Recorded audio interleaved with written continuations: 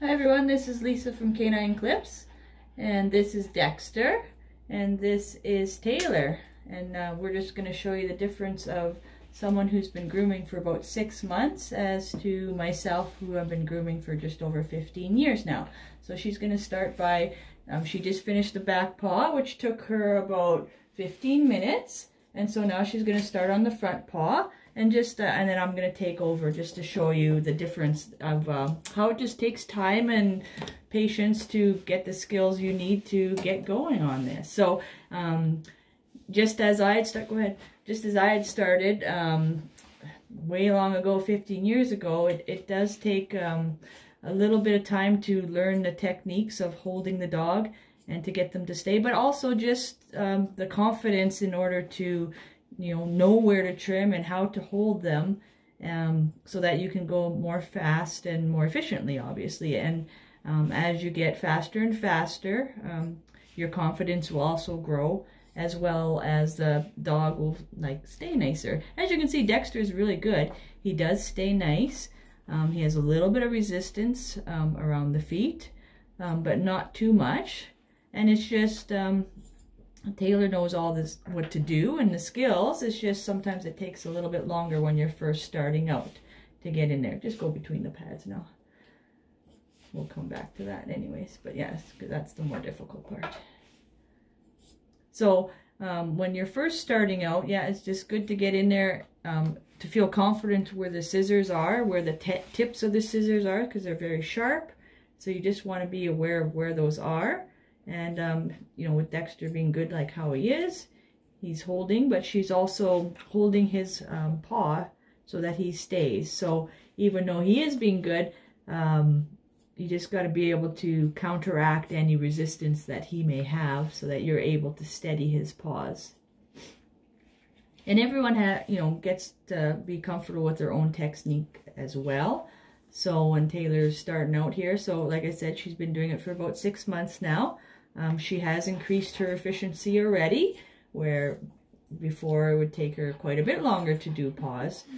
So you do speed up as you continue to get practice, and that's the key thing in when you're starting out grooming. You have to keep doing it regularly to get faster and faster. And as you get more confident, as I said, the dogs will actually listen to you better. So she's been trained like myself, so I trained her not to use any restraints. It's only by using her own body resistance and different holds and techniques of that nature.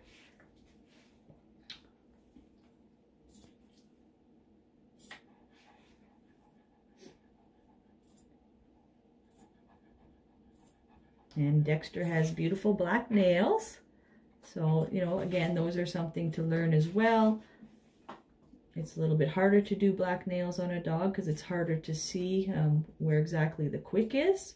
But again, with you doing more and more dogs, it becomes easier and easier to know where that quick is. Generally, they may have one nail, and it could be on all 4 paws there, that is white. So if there is one white nail, sometimes they don't, but generally that'll kind of give you an indicator of where that quick is on the rest of the feet. Although technically on most dogs, on the back is different than the front, because if they're going for walks, they do wear those nails down, and that quick may not be as receded as in the front, or vice versa. So sometimes the front nails, you can trim them a little bit more, and the back nails you actually need to do a little bit less because they've been worn down by walking on the cement. Or if they're just pullers when you're walking them, they tend to wear those back feet down a little bit more. So that is just some things to note as well when trimming nails. And there we go, she's just about done the front foot there. So, and he's pretty good. So he has a little bit resistant, but not really too much. He's pretty relaxed. He's been coming to me for several years now. So he's a really good boy. And then after this, we'll do another video on trimming the face and the difference between an experienced dog groomer and someone who's just starting out as well. So once she's done this foot and the nails, I'll do the other one on the front just to show you how I do it in comparison to her. And again, the dog is comfortable in both situations, but it just takes a little bit more time and practice to get more, more efficient, I guess. But still all the same process. So the process does not change. It's just when you do it more and more, just like anything else, you get faster and faster. So she's doing everything she's supposed to be doing. There we go. So she'll just trim this nail, and then I'll come in and do the other front nail, the front foot, and then we will come back to the face on the next video. Yeah, and so she may hold the dog paws a little bit differently than I do, but again, it's all about what her comfort level is, and you got to find your own technique as well that works.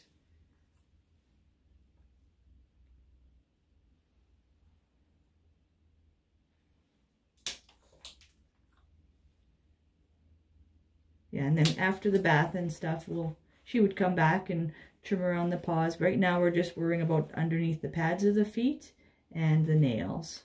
My first process is always the face, feet, and bum, which includes brushing or combing out the ears and the tail as well. All right, so there's Taylor.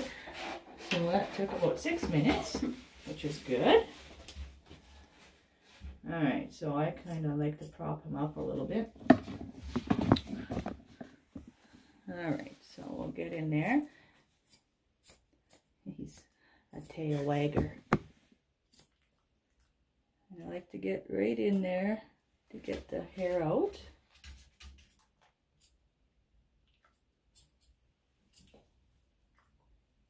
So when I'm grooming, do a full groom, currently it's taking me about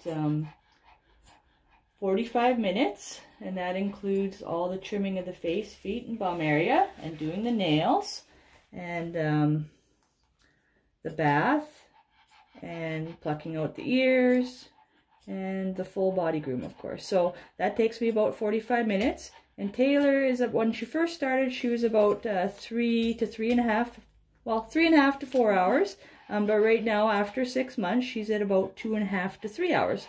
So just by doing the same steps over and over and over, she's gotten more efficient in what she's doing. And that's how it works. Just putting in the time.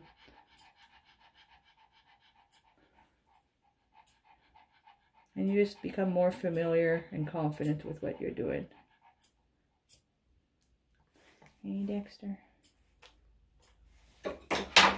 And the key is, which you're also seeing with Taylor, is you're not letting go. You just kind of keep holding on. You hold between the knuckle. So it has a little indent there for some of you to agree. But you're not pulling on the dog's leg. If the dog is resistant, he's moving away from you. And then that gives him his own comfort, to determine him not injuring himself.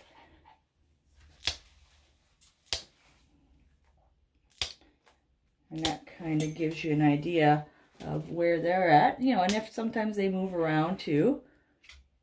So there, that was about 1.5 minutes or 2 minutes to do that. So next we're going to do his face, which we'll do another video like I said, and so you can watch that. But thanks for watching. And so that's just a little bit different of someone who's been doing it for a lot longer or someone just starting out. So the process is the same, just it takes a little bit longer for someone starting out, which is totally normal.